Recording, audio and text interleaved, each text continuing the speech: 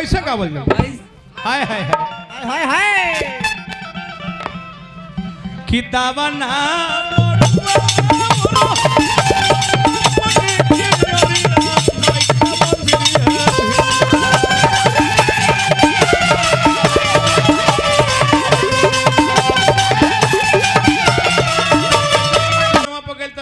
कहले कि एरियल में धोले रहल ह हां उ से छोट हो गइल बा तनी जौन में पहनले बाड़ा हां ए तर चुटकुला ह सुमिरन में बात बोले के चाहिए। अब तू लइका ना रहल चकखनियो ना बोले के चाहिए रामायण में लिखल बा फालतू के स्कूल ना ह ना अब तू लोग सोचे लगे फालतू पहन के जमा ली ना जमी अरे हंसा मर दे हां पहले के ही अंतर बा पहले के भोजपुरी एक घड़ी के भोजपुरी में ही अंतर हो गइल बा हां तू बोलले बाड़े के हौ धोला जी हां तू कैसे जानत रह हमारे संगे दुकानिया पे गई रहल का हकीकत कहत रह ना ना इहो गई रहनी ह हां तो ई कहले कि धोल सुदर्शन भाई हां हम बोले कैसे धोई उ तो एकदम फिक्स बा हां ओकरा के धो के देखतानी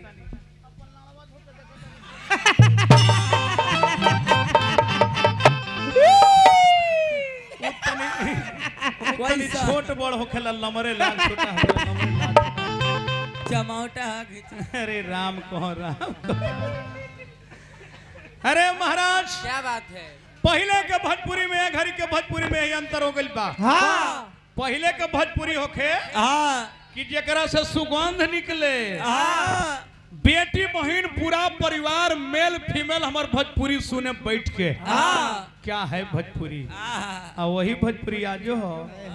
आज दुर्गंध निकले लागो 10 दिन में एयरफुल डाल के सुनिया 10 दिन में गीत खत्म हो जाता बंगाल के खाड़ी में चल जाता मरिए जाता ओकरा कोई पोंछी उठा के गाड़ा बहेंगवा नहीं खे देखत यही भोजपुरी में अंतर हो गइल बा पहले के हमारा समाज में अनपढ़ लोग आके गइल भोजपुरी हां के 40 बरस के लौंडा 40 बरस के लौंडा अनपढ़ लोग इतना शिक्षा ना रहे हमारा समाज में ना तौन समय में लोग भोजपुरी गा के गइल तू भोजपुरी गीत हमारा भोजपुरी के धरोहर बनल बा आजो गाई त निक लागी आज के भोजपुरी मत पूछी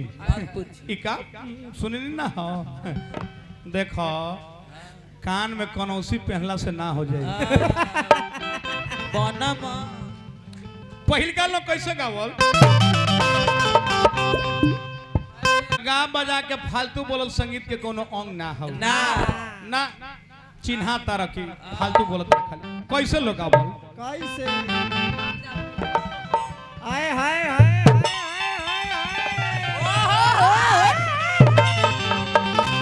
अरे दिया ये हमर मौसी कलाकारी देखा तो मौसी लगली रे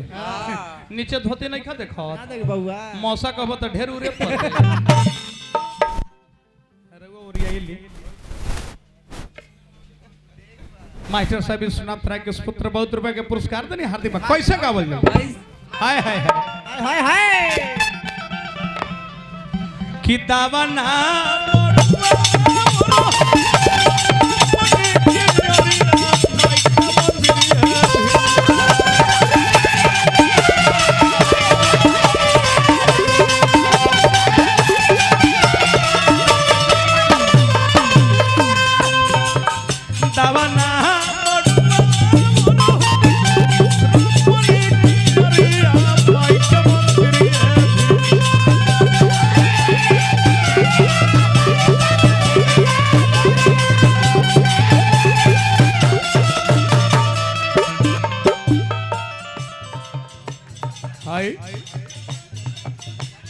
आई ऊपर आई विश्वनाथ राय के पोता राणा जी है 1000 रुपए के पुरस्कार देखिए तो भाई के अरे जिया हो वर्षो ये लक्ष्मी की फॉर्च्यूनर आए मार सबके भतीजा